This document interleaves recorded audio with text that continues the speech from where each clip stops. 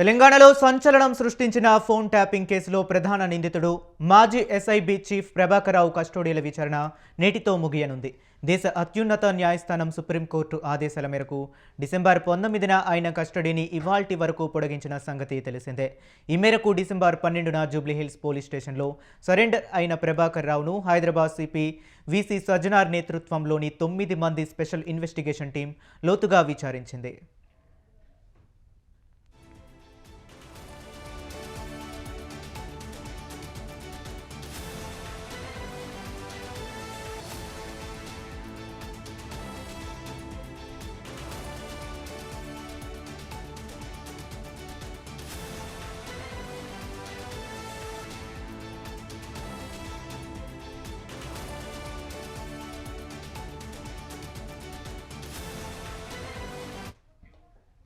వారం రోజుల విచారణలో ఆయన సాంకేతిక ఆధారాలు, పెన్ డ్రైవ్లో ఉన్న డేటా, ఫోన్ ట్యాపింగ్ ఆపరేషన్ వివరాలకు సంబంధించి కీలక సమాచారాన్ని ప్రభాకర్ రావు నుంచి రాబట్టినట్లుగా తెలుస్తుంది. ఇక సాలిడ్ ఎవిడెన్స్గా భావిస్తున్న పెన్ డ్రైవ్లో రాజకీయ నాయకులు, సెలబ్రిటీలు, జర్నలిస్టులు, హైకోర్టు జడ్జిలు, వ్యాపారవేత్తల ఫోన్ నెంబర్లు, వారికి సంబంధించి పర్సనల్ డేటాను కూడా సిట్ గుర్తించింది. కాగా ఇదే కేసులో ఇటీవల మాజీ సీఎస్ సోమేష్ కుమార్, మాజీ ఇంటెలిజెన్స్ చీఫ్ నవీన్ చంద్, ఇతర ఐఏఎస్, ఐపీఎస్ అధికారులను కూడా సిట్ విచారించింది.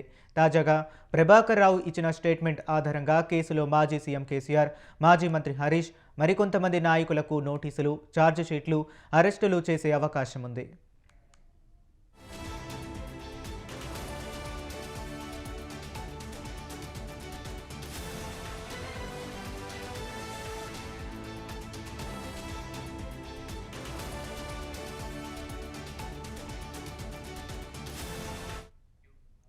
ఇక తెలంగాణలో సంచలనం సృష్టించిన ఫోన్ ట్యాపింగ్ కేసులో ప్రధాన నిందితుడు మాజీ SIB chief Prabhakar Rao custodial విచారణ నేటితో ముగియనుంది.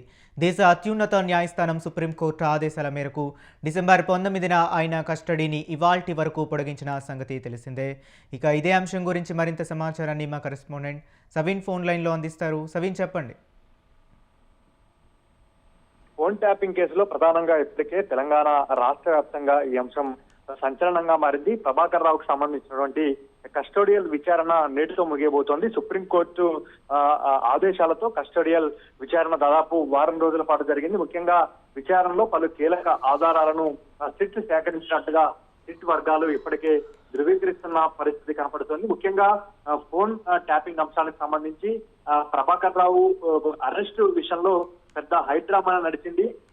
ప్రభాకర్ రావు అరెస్ట్ అవుతారా లేదా అనే చర్చ జరుగుతున్న సందర్భంలో సుప్రీంకోర్టుకు వెళ్లి అరెస్ట్ నుంచి మినహాయింపు పొందుతూ ప్రభాకర్ రావు ఊరట పొందారు.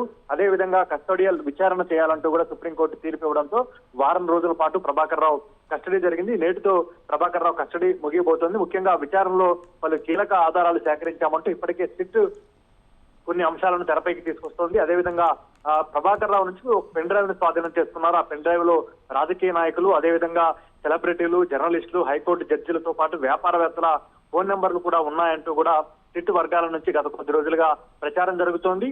ఇదే అంశంపై రాజకీయ వర్గాల్లో చర్చనీయాంశంగా మారింది. ఇక ఇదే కేసులో ఇప్పటికే మాజీ డీజీపీగా ఉన్నటువంటి మహేందర్ రెడ్డిని పిలిచారు. మహేందర్ రెడ్డి స్టేట్మెంట్ రికార్డు చేశారు.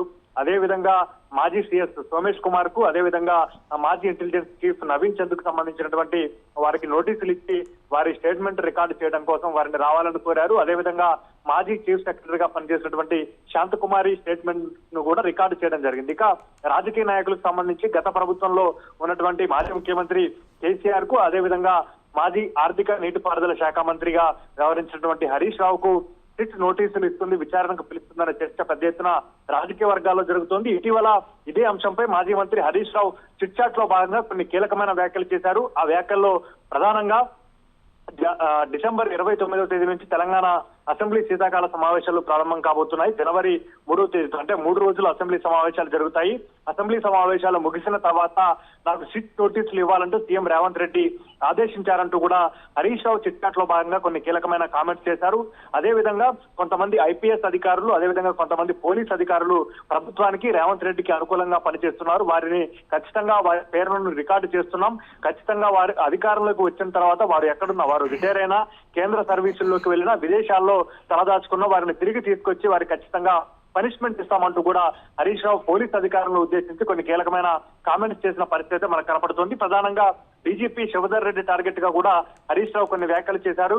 కాకి బుక్ రాజ్యాంగం మాత్రమే తెలంగాణలో నడుస్తుందంటూ శివధర్ రెడ్డి అనేక సందర్భాల్లో చెప్తున్నారు. కానీ తెలంగాణలో ఎక్కడా అది అమలు కావడం లేదు. గ్రామ పంచాయతీ ఎన్నికల సందర్భంగా అనేక చోట్ల ఘర్షణలు జరిగాయి. కొన్ని చోట్ల తుంగతుర్తి లాంటి ప్రాంతాల్లో హత్యలు చోటు చేసుకున్నాయి. అదేవిధంగా సంగారెడ్డిలో తమకు ఓటు వేయలేదని కాంగ్రెస్ పార్టీ కార్యకర్తలు ఒక వ్యక్తి ఇల్లును కూల్చివేశారంటూ కూడా హరీష్ రావు ఆరోపించిన పరిస్థితి మనకు కనపడింది. మొత్తానికైతే ఫోన్ ట్యాపింగ్ అంశం ఇప్పటి వరకు కేవలం పోలీస్ అధికారులు, అదేవిధంగా ఇతర రాజకీయ నాయకులు, అదేవిధంగా కొంతమంది సంబంధించి ప్రముఖులకు సంబంధించిన చుట్టూనే ఫోన్ ట్యాపింగ్ వ్యవహారం నడిచింది. ఇందులో కొంతమంది అధికారులు అరెస్ట్ అయ్యారు. వారు ఇప్పుడు బెయిల్పై బయటకు వచ్చారు.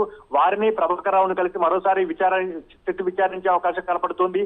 అదేవిధంగా కీలకంగా గత ప్రభుత్వంలో ప్రభుత్వ అధినేతగా ఉన్నటువంటి మాజీ ముఖ్యమంత్రి బీఆర్ఎస్ అధినేత కేసీఆర్ తో పాటు బీఆర్ఎస్ కీలక నేత మాజీ మంత్రి హరీష్ రావు కూడా సిట్ నోటీసులు ఇచ్చి విచారణకు పిలుస్తున్న చర్చ జరుగుతున్న నేపథ్యంలో ఈ ఫోన్ ట్యాపింగ్ వ్యవహారం ఎలాంటి మలుపులు తీసుకుంటుంది, ఈ ఫోన్ ట్యాపింగ్ వ్యవహారంలో రాబోయే రోజుల్లో ఎట్లాంటి రాజకీయ పరిణామాలు చోటు చేసుకోబోతున్నాయనేది కీలకంగా మారిందని చెప్పుకోవచ్చు.